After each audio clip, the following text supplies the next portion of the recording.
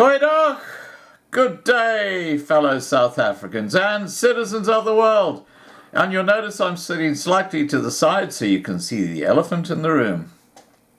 And why am I doing that? Well, the fake news, the Australian media are eventually waking up to what is going on in South Africa.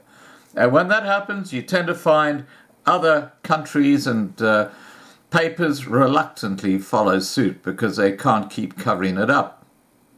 Here is the gist of what is said by this major Australian newspaper. A wave of xenophobia, rioting and violence between black South Africans and migrants from Nigeria and elsewhere was a mere dress rehearsal for the civil war against the white community, a radical left-wing activist says. Now we know who that is. That's Andile Nixitama. At least 10 people died, including 2 foreigners. Scores of shops were looted and burned, and more than 400 arrested over 2 days of ethnic violence that started last Sunday in several areas of Johannesburg and the South African capital Pretoria. Now, we know that that has actually now spread to Cape Town. We have evidence of that. Black First, Land First leader Andile Nixitama told the local South African Citizen newspaper last week, "One day we will turn it against whites. Just you watch. The current apocalyptic scenes of charred buildings and carcasses on motorcycles eaten by fire is a mere dress rehearsal of an eventuality awaiting white South Africa." Now, I have to speak to his comment about carcasses of motorcycles eaten by fire. That's actually fake news. He obviously got taken in by that. I've seen that fake news. But he goes on to say, the violence is currently black-centered, but its source is in fact the structure of South African economic apartheid. This structure was created by white people under apartheid and continued by black political leaders who are bought by the same white money. White monopoly capitalism. That's their excuse. Blame Jan van Riebeeck. Blame Jan van Riebeeck for the xenophobia happening in South Africa today. The L factor is completely missing in Andile's head. Anyway. Nixitama said the black-on-black war, incorrectly named xenophobia, came in cycles that were growing more frequent, and it's just a matter of time before they transgress into the secured white zone and enact an anti-colonial civil war.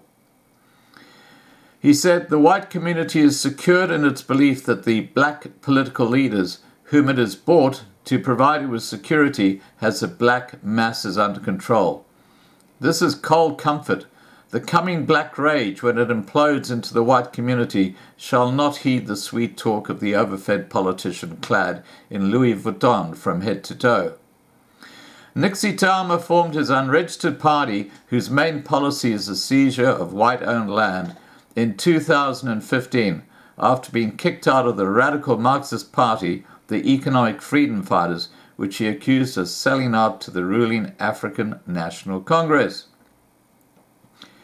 EFF leader Julius Malema was earlier accused of racist incitement by civil rights group AfriForums for similar comments, saying, "Our anger is directed at the wrong people," urging our African brothers and sisters to turn the violence on white monopoly capital. Malema, who leads the country's third largest parliamentary party, subsequently told a press conference white people were to blame for the latest attacks because they prefer foreign nationals over South Africans. The owners of the means of production are white people, he said. So there you have it. Continuing on.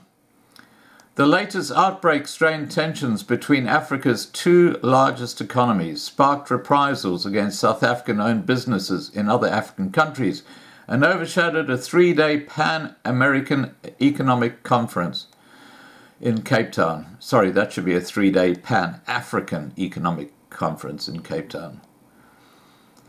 Immigrants from Nigeria, as well as Somalia, Zimbabwe, Mozambique, Malawi, and South Asia, flocked to work in South Africa.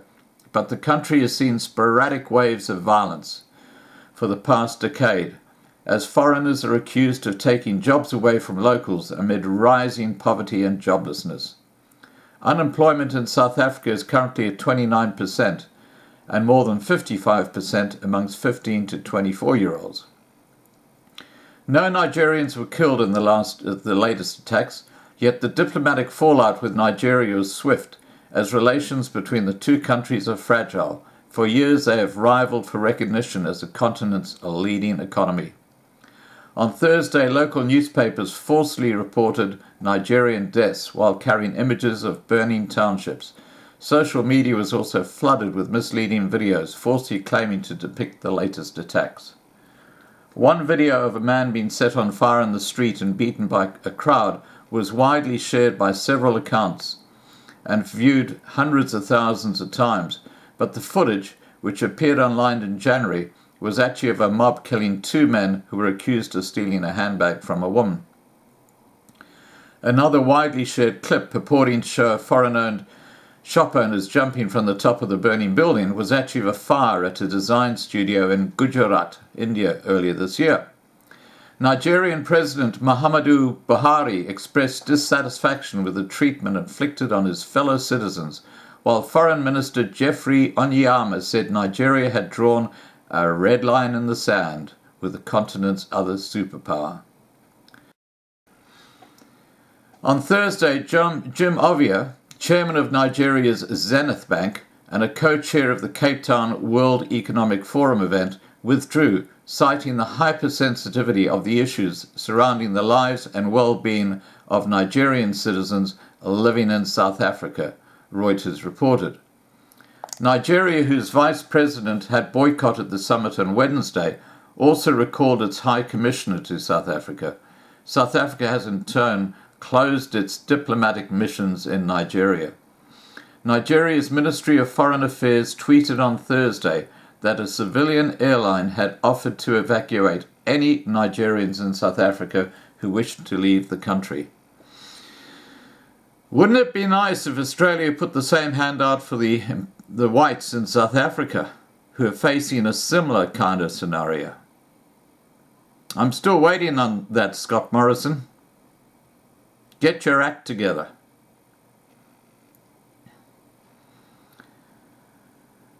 Anyway, Cyril Ramaphosa said in a televised address on Thursday, our country has been deeply traumatized by acts of violence and criminality. There can be no excuse for attacks on homes and businesses of foreign nationals or xenophobia.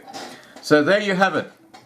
An Australian newspaper is starting to catch up with the news in South Africa, but it's got a long way to go.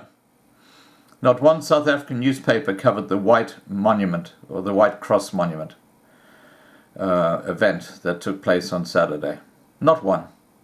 Except, of course, the Loving Life channel. But, it's great that our message is starting to get out there and they're not able to ignore it any longer. And we will continue to push this and do this.